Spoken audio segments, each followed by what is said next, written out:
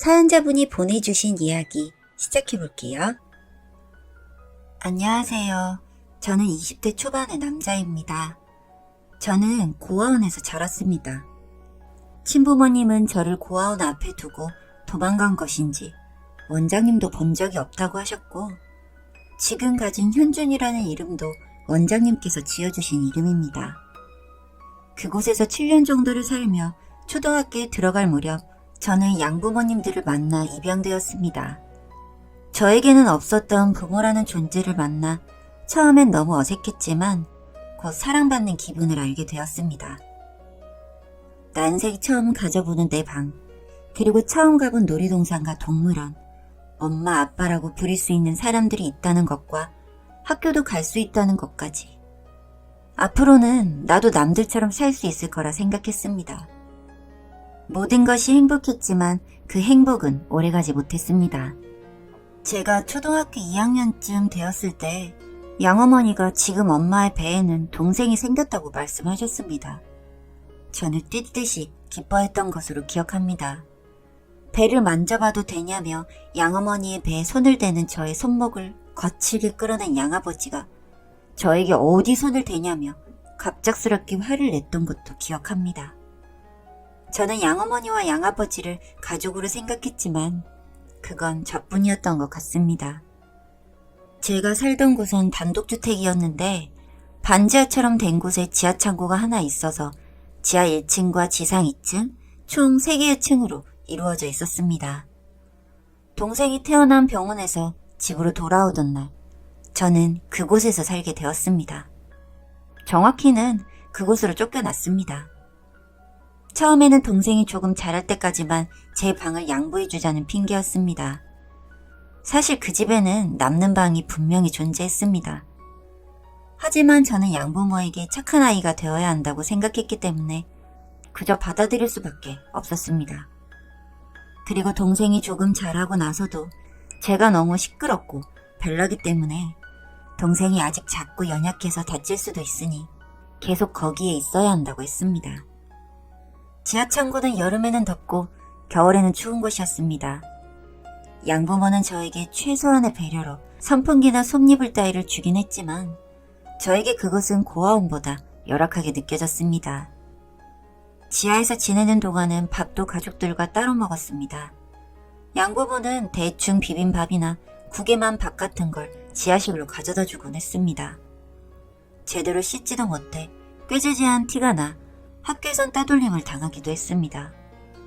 어린 제가 겪기엔 너무나도 큰 시련이었습니다. 하지만 티를 내지는 못했어요. 저를 다시 고아원으로 보내버릴 수도 있겠다고 생각했고 그건 죽기보다 싫었기 때문입니다. 저에게 생긴 부모와 가족을 포기하고 싶지 않았습니다. 그렇게 일상을 이어가던 어느 날 제가 초등학교 5학년 때쯤이었습니다.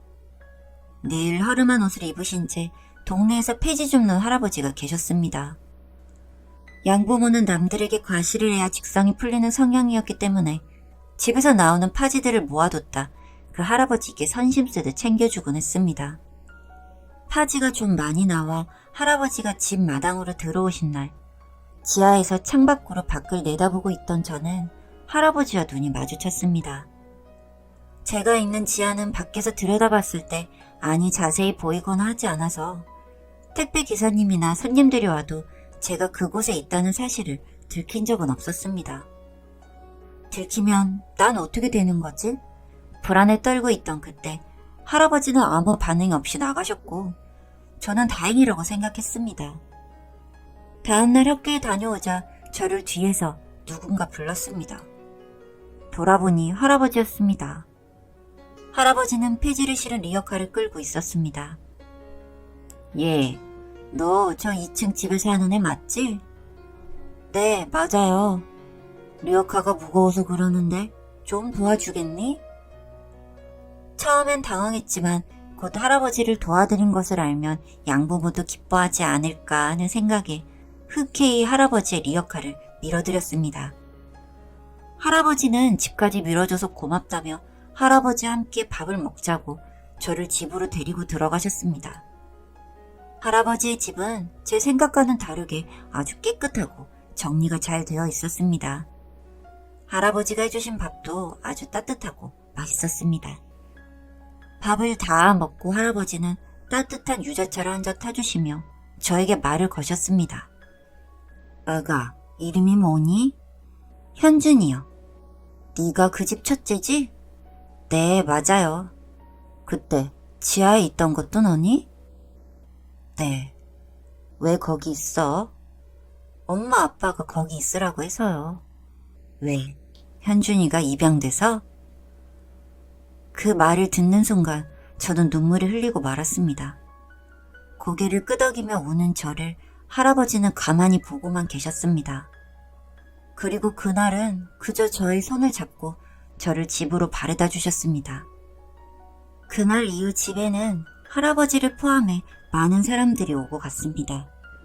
제가 있는 지하 창문을 들여다보는 사람들도 있었고 창문을 두드리며 저를 부르는 사람들도 있었습니다. 양부모가 내려오는 일도 잦았습니다. 그리고 2층에 방을 다시 마련해 이제는 지하에서 살지 않아도 된다고 말했습니다. 하지만 그로부터 얼마 지나지 않아 저는 양부모에게 파양을 당했습니다. 그땐 어렸기 때문에 아무것도 몰랐지만 조금 크고 난 이후 알게 된 사실은 할아버지가 큰 도움을 주셨다는 사실이었습니다. 꾸준히 아동학대로 경찰에 신고도 하셨고 동사무소나 구청으로 다니며 고아인 저를 구제할 수 있는 방법을 찾아내려 애쓰셨다고 합니다. 뿐만이 아니라 동네에 소문도 내셨다고 합니다. 소문을 들은 사람들은 걱정 반 호기심 반으로 저에게 와보곤 했던 거죠. 타인의 시선을 무척 신경 쓰는 양부모로서는 더 이상 저를 데리고 있어봐야 도움이 안 되는 일이 생긴 것입니다. 그렇게 양부모는 저를 파양해 다시 고아원으로 저를 보내고 이사를 하는 것으로 상황을 무마시켰습니다. 이대로 원에서 살다가 독립해도 괜찮다고 생각했습니다.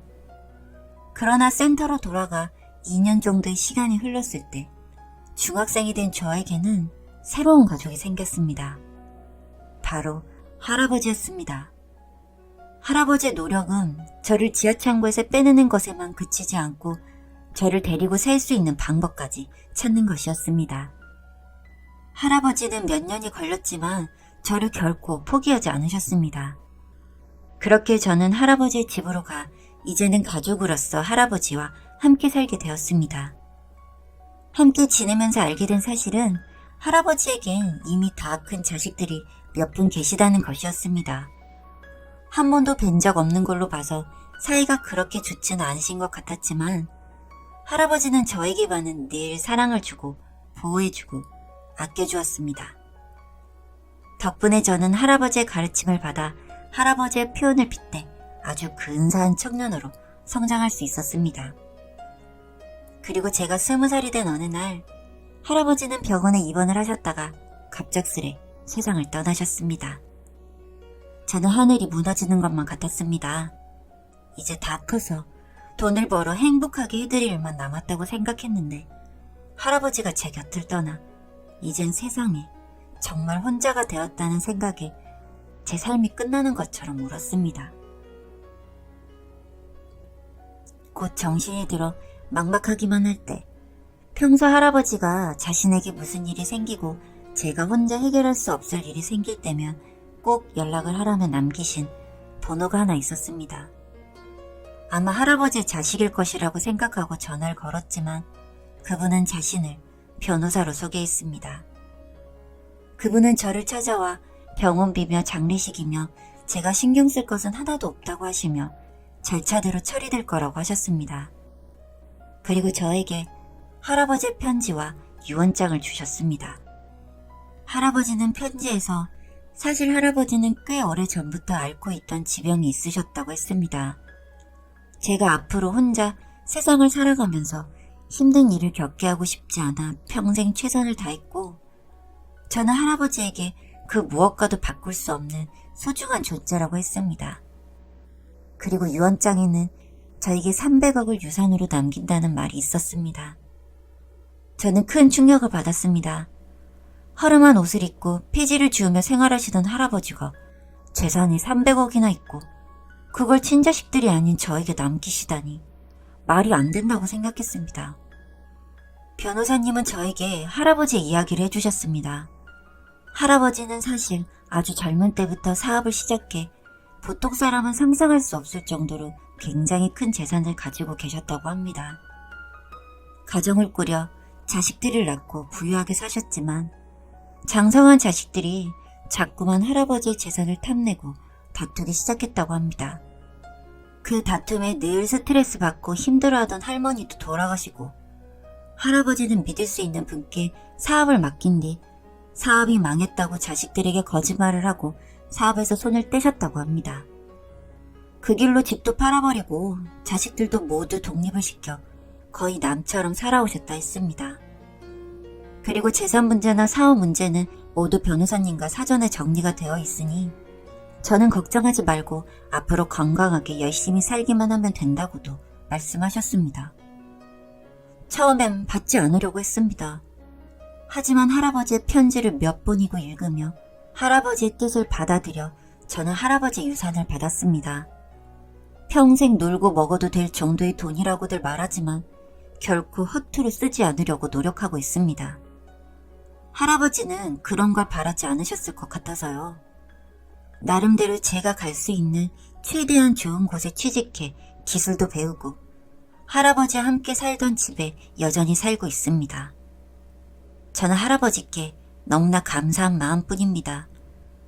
아마 평생을 감사하며 살 일밖에 없을 것 같습니다. 저에게서 하나밖에 없는 부모님인 우리 할아버지가 하늘에서 제가 살아가는 모습을 늘 지켜봐 주셨으면 좋겠습니다. 여기까지 제 이야기 들어주셔서 감사합니다.